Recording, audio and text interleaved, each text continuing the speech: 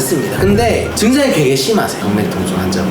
그래서 이제 종아리 통증 있으신 분들 제가 이제 초음파 검사하기 전에 종아리 이렇게 만져보면 엄청 단단해요. 시술하면 말랑말랑해집니다. 말랑말랑한 게 정상이에요. 내가 내 종아리를 유심히 안 봐서 모르지만 남이 흰색 벽 뒤에서 딱 보면 다릅니다. 한쪽이 문제가 있는 쪽. 다리에 핏줄이 튀어나왔는데 이럴 경우 꼭 수술을 해야 되는 건가요? 아닙니다. 핏줄이 튀어나오는 거는 말초혈관이기 때문에 큰 혈관에 역류가 없으면은 그냥 경화요법으로 해결할 수 있어요. 근데 큰 혈관에 문제가 있는데 수술을 비용적인 문제로 안 하고 경화요법만 하면은 재발합니다. 그래서 이제 정확한 치료 계획을 다 설명을 하고 요렇게 하는 게 제일 좋습니다 하고 이제 환자분한테 선택권을 드리는 거죠. 그래도 이게 본인만 힘들어요. 사실 하이정맥류는 다른 옆에 있는 사람이 들으면 야씨 뭐 그 혈관 튀어나온 거 가지고 뭐 얼마나 아프다고 그러냐 하지만 본인은 굉장히 힘든 병입니다. 증상이 굉장히 심한 분들은 굉장히 심하고. 방치하면 어떻게 돼요? 계단을 못 올라가더라고요. 처음에 그 제가 제조사했던 그분은 하지정맥류 검사를 하기 위해서는 이제 테이블이 있거든요. 일어서서 해야 되는 테이블로 한 2칸 정도로 올라가야 되는데 못 올라가요. 다리를 못 들어요. 붓는 건 둘째치고 본인이 느끼는 게 생각보다 심합니다. 통증도 심하고 무거운 느낌을 본인이 알기 때문에 뭐 어찌할 줄을 모르더라고요. 근데 그 진짜 신기한 게 딱 혈관 막으면 경화요법 한다고 이제 올라가 보라고 하면은 바로 올라가. 내려올 때도 안 아프고. 이거는 조금 여유가 있는 분들이라면 안 할 이유가 없겠네요. 안 할 이유가 없죠. 하면은 그러니까. 좋아지게 될 수 있습니다. 부작용 같은 것 좀 있을까요? 유일한 부작용은 알러지 반응입니다. 수술 직후에 나타나는 게 아니에요. 보통 일주일에서 2주 사이에 약을 넣은 혈관 길 따라서 빨갛게 발적이 올라오고 그 부위로 통증이 좀 생겨요. 그리고 일시적으로 좀 붓습니다. 근데 치료를 안 해도 저절로 좋아지지만 통증이 심해지기 때문에 저희 병원에서 이제 제가 수술한 환자분이 그렇게 오시면은 그냥 근육주사 한 대 맞으면 돼요. 그 그냥 우리 흔히 알러지 반응 생기면 맞는 덱사메타손이랑 페니라민 주사를 맞으면 3일 뒤에 없어집니다. 잠깐 언급하셨지만 재발 얘기도 하셨잖아요. 그러니까 치료하고 나서 재발이 되는 경우는 어떤 케이스인가요? 예나실은 재발은 없어요. 비싼 건 일단 재발이 없군요. 왜냐면 접착제이기 때문에 네네. 수술하고 나서 혈관 안에 잘 붙어 있는지가 확인이 되고 그 약들은 정확한 위치에 정확하게 수술을 하면은 재발은 안 생깁니다. 재발이 되는 경우 이제 관통정맥이 남아있는 경우가 그렇거든요. 큰 정맥 2개를 연결해 주는데 옆으로 관통정맥이라는 게 있는데 그 관통정맥이 덜 막히면은 국소적으로 재발을 합니다. 그것도 경화요법으로 치료할 수 있어요. 옛날에는 이제 레이저랑 고주파 치료, 가열 방식인데 그 2개만 했었죠. 우리나라가 뭐 2000년대 초반 뭐 이렇게 할 때. 근데 이제 베나실이라는 약이 나오기 시작하면서 이제 전 세계적으로 다 베나실로 바뀌고 있는 추세고 뭐 아직 사용 기간이 뭐 10년 조금 더 됐지만 크게 그 알러지 반응 외에는 특별한 문제는 없는 걸로 저는 알고 있습니다.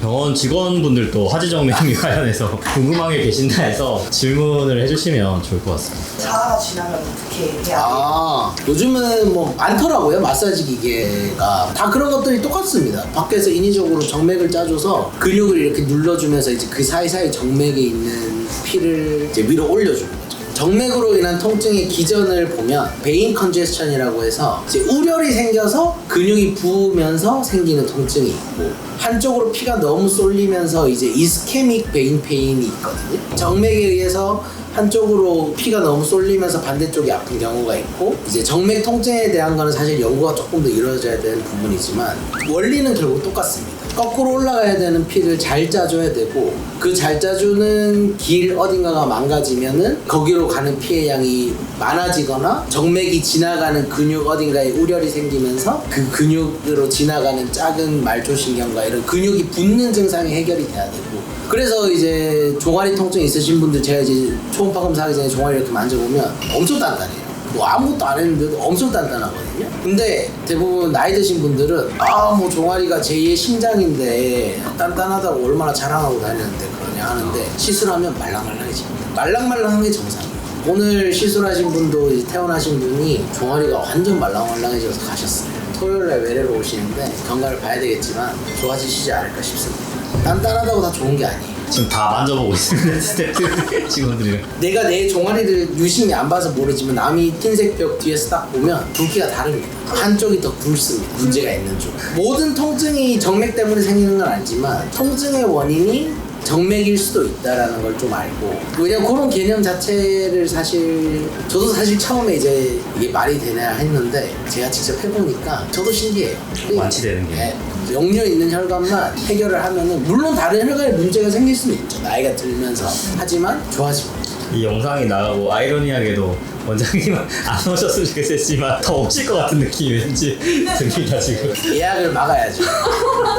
하루에 몇 명 이상 하기는 좀 쉽지 않아요. 환자 한 명 기분 아까 검사하는데 제가 말씀드렸지만 30분에서 1시간 정도 걸리거든요. 환자 한 명한테 해드릴 수 있는 치료의 질을 유지시키기 위해서는 너무 많아지면은 조절이 좀 필요할 수도 있습니다. 근데 어쨌든 중요한 거는 이 통증이 이제 정맥이 문제가 생겨서 통증이 생길 수도 있다는 거지. 이제 하고 나서 환자분들이 너무 좋으니까 이제 모든 통증을 정맥에서 찾으려고 하는 분도 있어요. 발목이 삐었는데 정맥 문제가 아닌가 해서 오는 사람도 있고, 그거는 이제 삔 거는 이제 인대를 먼저 검사를 해봐야죠. 뭐 인대 어디 끊어졌나 그런 걸 먼저 봐야 되는데 정맥 문제로 오시는 분도 있고 다양한 환자분들이 많습니다. 근데 증상이 되게 심하세요. 정맥 통증 환자분들 증상이 굉장히 심합니다. 본인이 내가 답답해서 찾아오셔. 그런 분들이 대부분이셨어요. 점점 심해지고 이제 본인 미치는 거예요. 실컷 낮에 일할 때는 괜찮아요. 밤에 자려고 누웠는데 잠을 못 자. 그렇게 하면 스트레스 지수도 올라가고 다음날 일을 하거나 활동하는 데에도 지장이 생기고, 그런 것들로 인해서 몸과 마음이 피폐해져서 오시는 분들도 있죠. 처음이랑 운동하다가 이제 중간에 갑자기 한쪽 다리만 쥐가 나는 그런 경우도 이게 하지 정맥류랑 연관이 있는 거예요. 모든 통증은 검사를 해봐야 할 수 있지만 하지 정맥류일 가능성이 있죠. 활동하면서도 근육의 피로가 빨리 오고 우렬에 의해서 내 근육이 100의 힘을 쓸 수 있는데 50, 60만 써도 금방 근육이 지치니까. 그리고 쥐가 나는 것도 이제 결국에는 뭐 의학적으로 보면은 흔히들 많이 알잖아요. 무산소 운동을 많이 해서 젖산이 근육에 축적이 되면 쥐가 난다, 근육이 미세한 잔떨림이다 하는데, 그런 거의 원인은 대부분 정맥이나 동맥 문제, 혈관 문제를 의심을 해봐야 되고, 동맥 문제는 즉각적인 증상이 바로 나타나기 때문에 정맥 통증이랑은 조금 양상이 다릅니다. 그리고 이제 동맥 통증은 이제 OC 증상을 보죠. 차갑고 색깔이 변하고